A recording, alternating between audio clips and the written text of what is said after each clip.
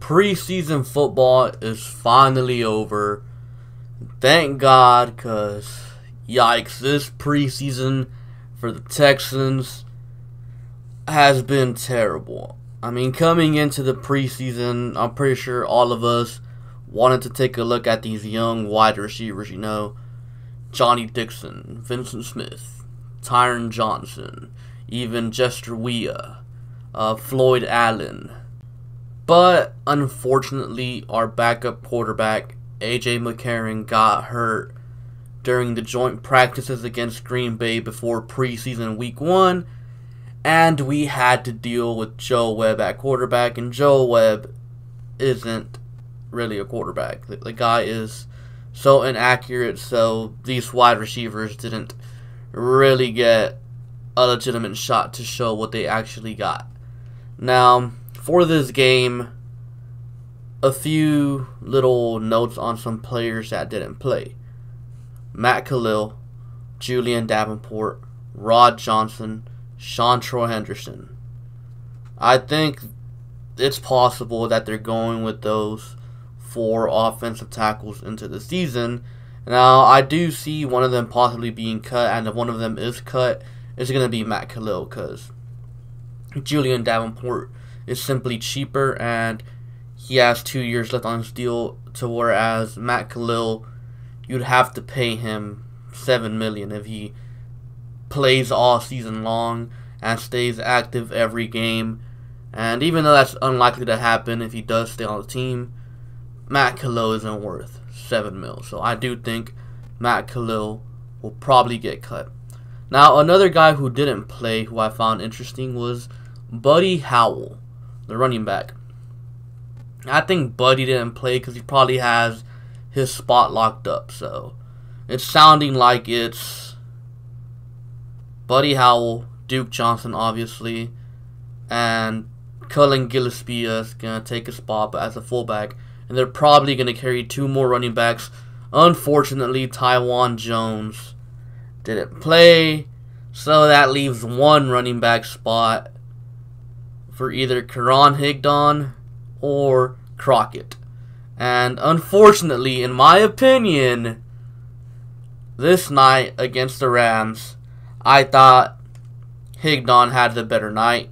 But then last week, I thought Crockett had the better night. And then week 2 against the Lions, I thought Crockett had the better night. And week 1 against the Packers, I thought Higdon had the better night. So right now, if you split the games, it's 2-2.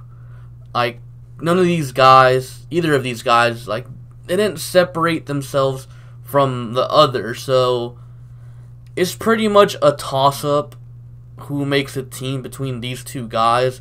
If it were up to me, I'd say goodbye Taiwan Jones and let both the rookies on the roster. But unfortunately, it's not up to me. And Bill O'Brien loves vets, so he's probably going to choose Taiwan Jones and then one of the rookies. And then probably practice squad the other one that he doesn't choose to make the team.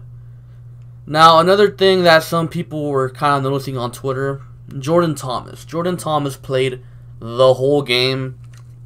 I've seen some people panicking, take him out, he's going to get hurt. Oh my God, he's about to get cut. Personally, I wouldn't look much into this. From what I believe, this is just my opinion, by the way, I believe he was just out there to get reps, because keep in mind, he was a 6th round pick from a year ago. He's still young, and he missed most of training camp. Like Darren Fells, Jordan Akins, they took most of the reps during training camp, so they don't need reps. And then, of course, you have Kahali Waring over there in concussion protocol, so he's not out there. So you kind of have to have players playing out there, and Jordan Thomas had to be one of them. Jerome Adams and Jordan Thomas were the tight ends for the game. Next thing, the receivers. I thought Johnny Dixon probably had the best night out of the receivers. Vincent Smith didn't really do much, but if we're being honest, Johnny Dixon, he's probably going to make the practice squad. I don't see him actually being a contender to actually make the team. I think it's in between Tyron Johnson and Vincent Smith, and I think it's been pretty evident throughout preseason. But unfortunately, like I said at the start of this video, it's hard to judge these guys with Joe Webb being the quarterback. Now, Tyron Johnson, he just gets open. Like, he's been open, but for whatever reason, whether it's been him just dropping the ball or Joe Webb overthrowing him or underthrowing him or him not attacking the ball properly how it was tonight. There was this one throw where Joe Webb dropped a perfect pass, a dime, but Tyron Johnson just kind of let the ball come to him and the pass got broken up. When, a wide receiver, a good wide receiver, think about DeAndre Hopkins. They go up and they attack the football. They go get the football. So that's something Tyron Johnson has to work on if he really wants to make an impact on this roster. Now, who are they going to choose between Tyron Johnson and Vincent Smith? I don't know, man. Like I said, just like the running back position, like neither of these guys really stood out over the other one. I thought Tyron Johnson did a good job getting open, but he never came down with the ball, so there is that. Now, the other thing, Jerome Adams. I thought Jerome Adams had a pretty good night. That touchdown he had, he lined up at the fullback position and then kind of went out and caught a pass and ran it in for a touchdown. And I think that's pretty good for Jerome Adams, kind of showing his versatility and maybe showcasing his talents to other teams. So hopefully the Texans can trade him away for either another back of the roster player or for a pick if they want to. But I'd prefer, like a backup running back so we don't have to carry Taiwan Jones, or backup corner, because I'll tell you this, man.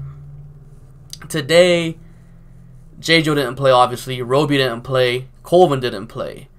The three main corners out there were Lonnie Johnson, Breon Body Calhoun, Xavier Crawford. After that, it was just whatever. But Lonnie Johnson, I thought, looked great. He didn't play the whole game.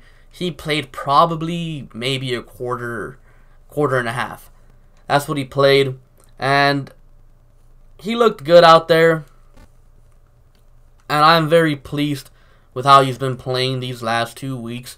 And if Lonnie Johnson, for whatever reason, has to start a few games this season, I am more than comfortable with him, filling in. And in fact, I even think with how fast Lonnie Johnson has been progressing, I think by mid-season he could legitimately push Jonathan Joseph for one of the starting corner spots on the outside. Now, after Lonnie Johnson, though, the Texans have no depth at the corner position. Crawford didn't show anything. Breon Body Calhoun, he was terrible. And after that, it was probably worse. Texans have no depth. It's literally J-Joe and Roby, Aaron Colvin, your nickel corner, Lonnie Johnson. After that, nothing. So the Texans, they're going to have to pick up a corner or two from the waiver wire right here, this weekend when the teams start cutting players to get down to 53. Now, on the front seven side of things, I thought Albert Huggins did some really good things. I mean, early on, the guy was completely, whoever he was on, he was just pushing him back into the quarterback. And that's something the Texans need. An interior pass rusher. Doesn't necessarily have to get 20 sacks like Aaron Donald or 16 like Chris Jones. Just someone that could push guys back into the quarterback and make the quarterback uncomfortable.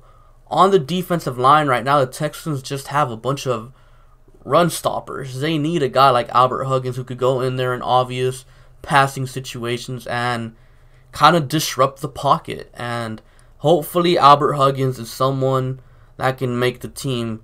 Next guy from that front seven, Davin Bellamy. I thought Bellamy made some plays. He can bring some pressure from the edge, but not really that consistently. But he's still a young player. He's still going to grow. He's barely in his second year, so maybe he can make the team. And I did see him kind of be out there in coverage for a bit. And yeah, no, he shouldn't be out there in coverage. He should just be a straight up edge rusher, pass rusher type of guy. Next guy on that front seven, Tyrell Adams, played the whole game, and I thought he played really, really, really good. The whole game, he didn't stop. As good as he played in the first quarter, he was playing that good in the fourth. And unfortunately, I don't think there's a spot for Tyrell Adams on this team. Inside linebacker is just one of the most loaded positions on the Texans roster right now.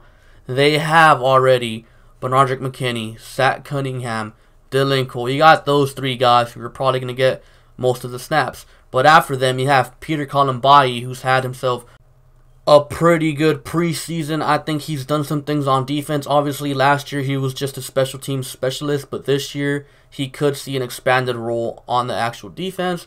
And then you have Brennan Scarlett, who is technically an outside linebacker, but in the past has also played inside linebacker whenever we needed him to.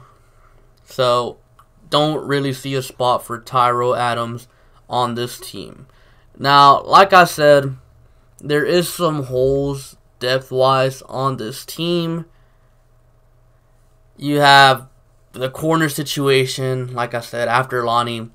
There's something there. So hopefully the Texans target a corner whenever teams are cutting players. Hopefully they're able to get a corner or maybe trade for one. Trade Jerome Adams, maybe even Tyrell Adams for some depth players. Running back as well. I don't like Taiwan Jones, man. Like, the guy's been in the NFL for like 8 years, hasn't done anything at all in those 8 years. That guy should not be on the team. Honestly, I'd prefer both of the rookie running backs making the team over Taiwan Jones, and honestly, that's not even close, up for debate. I think it should just be pretty obvious in my opinion, but, you know, Bill O'Brien sometimes doesn't make the smartest decisions when it comes to putting this team together. And another position, quarterback. I don't know if the Texans plan to carry 3 quarterbacks or 2 quarterbacks this season, but Joe Webb did get hurt there at the end, so I don't know. Maybe the Texans carry 2 quarterbacks this season, which is kind of what I was hoping for anyways. Didn't really want Joe Webb making this team. And something else I want to talk about is, well, actually, the last thing I want to talk about is that J.J. Watt interview, man. I'm pretty sure you guys saw it. It's probably out there floating around on Twitter, Instagram. Well, J.J. Watt was interviewing Angelo Blackson, Brandon Dunn, and DJ Reader. And then he asked, you know, all 3 of them, what position would you play if you weren't on the D-line? Reader said quarterback, Dunn said receiver, and Blackson said running back. So then they asked J.J. Watt what position he would play, and then J.J. Watt said, I guess with this team, offensive line, someone's got to protect you guys. And I know some people might think, oh, you know, he just meant it in the context of what they were talking about. But no, J.J. Watt said, on this team. He was talking about the Texans. J.J. Watt, in my opinion, was throwing some clear shots at the Texans about the whole offensive line situation. Like, I know J.J. Watt might seem like, you know, a little golden boy. He might be a little golden boy. But come on. There's been an offensive line problem on this team for like, what, the past 3-4 years? Pretty sure JJ's frustrated about it. Pretty sure he doesn't want to see his young quarterback get killed out there. I mean, I'm just saying. I think J.J. Watt meant it in that way. But who knows? I'm just speculating. I thought it was hilarious regardless. So, yeah, that's pretty much all I have for you guys for today. Be sure to like, comment, and subscribe. Thank you for watching, and I'll catch you guys later. Peace.